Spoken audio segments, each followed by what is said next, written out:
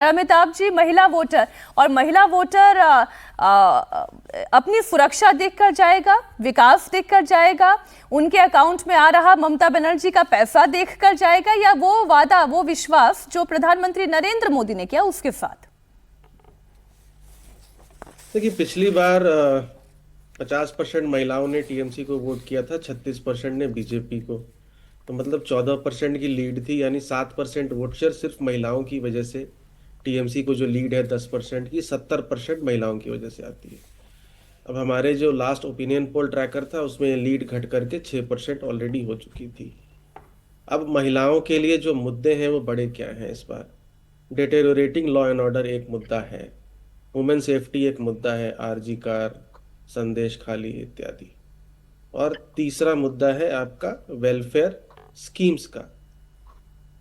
Per capita income Bengal में कम है, 1250 या 1750 जो रुपए ट्रांसफर किए जा रहे हैं लगभग 2 करोड़ 40 लाख महिलाओं को, क्या वो आज की डेट में, क्या वो आज की महंगाई को मद्देनजर रखते हुए उचित हैं?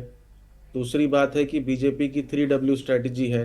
पहली है कि वो वुमेन सेफ्टी के ऊपर बात कर रहे हैं कि कैसे महिलाएं जो हैं वो एक महिला चीफ मिनिस्टर के राज में ही असुरक्षित हैं, और क्राइम्स अगेंस्ट वुमेन जो है वो कैसे राज्य में बढ़ रहा है।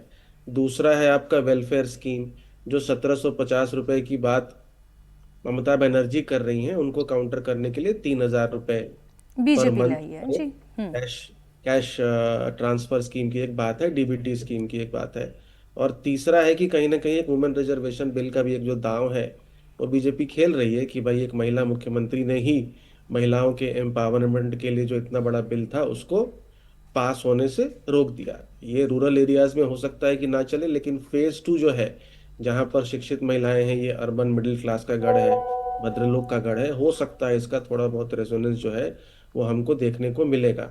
तो ये 3W की बात है कि ये 3W जो है वो एम फैक्टर जो है, वो महिला फैक्टर, उसको कितना साधने में कामयाब रहते हैं। बिना उसके जो है ये चुनाव जीतना जो है वो इतना आसान नहीं रहने वाला है। हमने देखा है महिलाएं जिसको वोट कर रही हैं पिछले काफी कुछ चुनावों से, वही पार्टी जो है वो जीत करके आ रही है। समीर जी, लेकिन जब हम इन तमाम फैक्टर्स की बात करते हैं तो आम पब्लिक के बीच में ये विश्वास पैदा करना भी बहुत ज़रूरी होता है कि हाँ, भारतीय जनता पार्टी भी चुनाव जीत सकती है और भय मुक्त चुनाव में, भय मुक्त वातावरण में ये चुनाव कराया जा सकता है।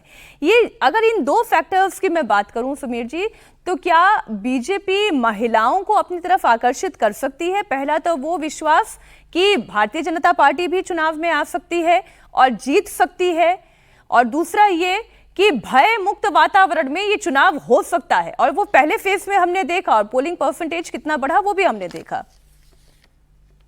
निश्चित रूप से मीनाक्षी, अगर आप 2021 का चुनाव देखेंगे तो भारतीय जनता पार्टी 3 से लेकर 77 सीटों पर चली गई। तो ये भारतीय जनता पार्टी के लिए बंगाल का भरोसा बताता है। और जिस तरीके से भारतीय जनता पार्टी ने वहां लगातार संगठन के स्तर पर काम किया है, बिहार में जिस तरीके से उन्होंने अपना मुख्यमंत्री बनाया, उड़ीसा के अंदर जिस तरीके से भारतीय जनता पार्टी जीती है, दिल्ली में केजरीवाल को हराकर भारतीय जनता पार्टी ने सरकार बनाई है। और बंगाल के लोगों को लग रहा है कि लंबे समय कांग्रेस को दिया, 33 साल हमने लेफ्ट को दिया, 15 साल ममता बनर्जी को दिया, और ममता बनर्जी के 15 साल के अंदर ममता बनर्जी के पास कहने के लिए कुछ नहीं है।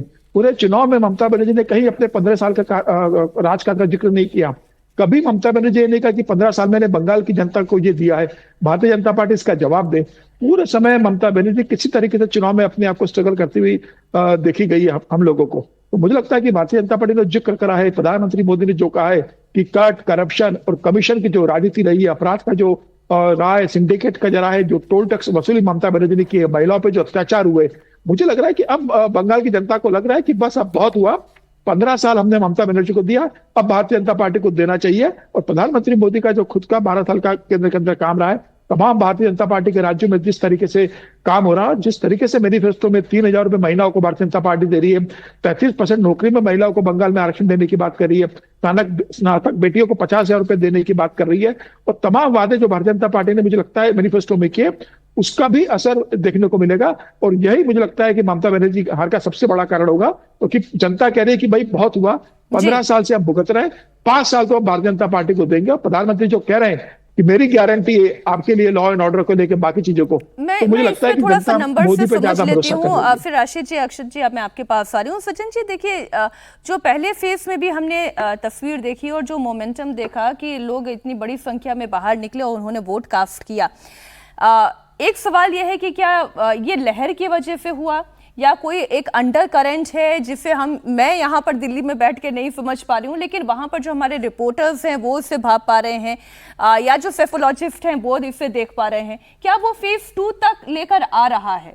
देखिए, इसमें 3 बातें हैं। पहली तो ये कि बंगाल का पोलिंग परसेंटेज बाकी देश से हमेशा ज़्यादा रहा, 80+ रहा, 81, 82, 84 तक गया। दूसरी बात आप देखिए कि बिहार में भी SIR में लगभग 8% वोट कम हुए, तो लगभग 8% वोट बढ़ा। उस लिहाज से अगर आप लोकसभा को देखें तो 79 पॉइंट समथिंग, 79 मान ले % वोट था। अगर 10% नाम कटे हैं तो बढ़ता, तो उसे हम मान भी ले तो 89 हो जाता, लेकिन वोट हुआ है लगभग 93। तो ये 4% जो है वो स्विंग है, वोट ज्यादा पड़ा है। वोट ज्यादा पड़ने के 2 कारण हैं। पहले वोट जो मुर्शिदाबाद, मालदा वगैरह एरिया में हमेशा 90 के करीब चला जाता था, 87, 88, 90। इस बार आप झारग्राम वगैरह जो आदिवासी एरिया जहां पोलिंग कम होती थी, उधर भी वही पैरिटी है। तो इसका मतलब कि बीजेपी और टीएमसी दोनों के कोर सपोर्टर्स ने वो बाहर निकले हैं और उन्होंने पहले से ज्यादा मतदान किया। 3 से 4% ज्यादा मतदान है, SIR को फैक्टर कर ले तो भी।